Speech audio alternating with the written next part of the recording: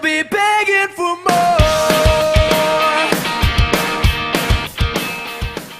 No, I did an acoustic set. Just on the my own, studio. Just me on my own. Okay, Yeah. how'd it go?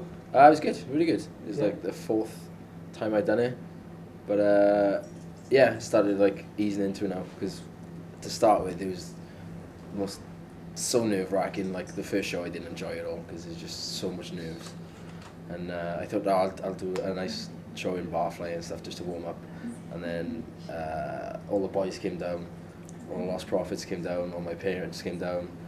All your parents? All my parents, all 2 of my parents. My girlfriend and her work colleagues came down, and it was the worst ever because I was like, oh my god, so many people here. But yeah, yesterday went really good. Gavin's a dirty sellout. Dirty sellout. And he's started on his own because the Blackout doesn't fulfil his desires as he wishes. It's really good actually. Yeah, we've been pretty much in a van for the past week. Literally one day we spent about 12 hours in a van driving up the entire length of Germany from one festival to the other. Yeah, we did 2 festivals. One called Southside. It was right at the bottom. And As then its name one, would suggest. Yeah, and then one called Hurricane, which is right at the top. And they were like a day after each other, but we were on at like midday on the second festival. So we literally had to play at like 4:30 or whenever we played, and literally get in the van and just drive all night. Shows were rad though, so that was cool. Yeah. And then we drove all the way back then to Belfast to play with Paramore like 2 days ago. Yeah. In Belfast, that went amazing.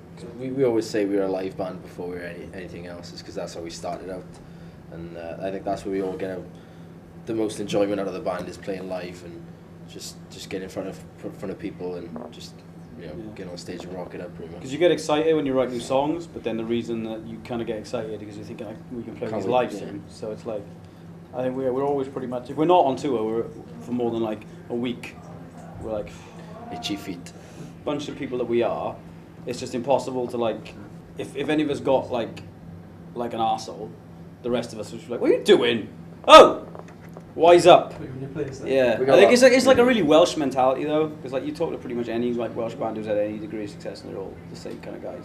Like all the guys in Lost Prophets are all the same dudes. You hear your stories, bro. It's all blown out of proportion, taken out of context or something. Or it's probably just a joke. Yeah. Because people just don't get irony or sarcasm. Yeah, but things just taken in the wrong. We have a lot of friends who keep us grounded as well. So as soon as we get back home, we always see our friends and stuff, and then it's just. I guess any Welsh guy from Earth to there. The only way I guess if any of us, I'm thinking of myself, like if I can't use myself as an example, but I guess the only way I've changed, I guess, to like I'm probably maybe a little bit more confident than I was when I was like before we started the band, because like you have a little bit of success, it's like, oh, I must be doing something right then. So like maybe before where I did be like, it's to the point where you're meeting so many different people all the time.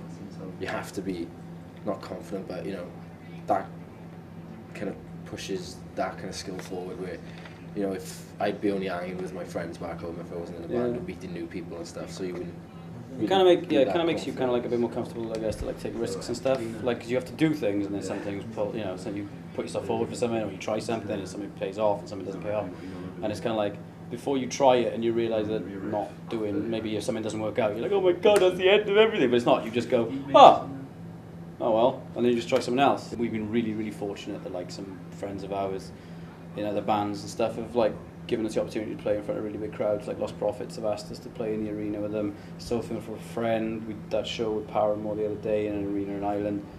Those shows are just insane because of like the scope of it and the scale is just insane, and you're just blown away by how many people are there. Even if they're not facing the right way, it doesn't matter, they're still there. But then sometimes you just can't, like, if you have a particularly good, warm, just insane sweaty club gig, and there's like 200 people there and stuff, but everyone's just going nuts, and they're like that far away from you and stuff. That's just awesome as well. So I don't think if you told me that I could only like play like one kind, I'd be really hard pushed. Like so, you can either play arenas for the rest of your life, but you can never play another small show, or you can always play small shows, but you'll never get the chance to play another big show. It'd be impossible for me to pick two. I think not everyone's gonna like you, even if you're hailed as the greatest band of all time. They occasionally. Everyone likes Bee Gees. No, like somebody's going to be like, no, they're not. They're rubbish. There's always that kind of person. But like when somebody tells you that you're rubbish, don't take it to heart and go, oh, maybe we are rubbish. Just go, okay, whatever, and you just keep on playing, and you play anywhere, and you play everywhere.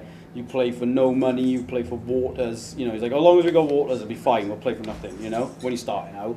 And you just get in, you know, you get in people's faces. The kind of thing that we've always tried to do is, like, it doesn't matter how many people or how few people are there, we always try and do the same show. So if there's, like, one person there or 10,000, you play the same way. You make it, you know, you make an effort. Don't, just because not many people have shown up, you just sit there going, oh, what's the point? Because even if you get, like, that one person in that crowd who likes you, they'll tell their friends, or tell they their might buy a friends. T-shirt or whatever. Yeah, and then, they may pay for a bit of petrol to get home. yeah.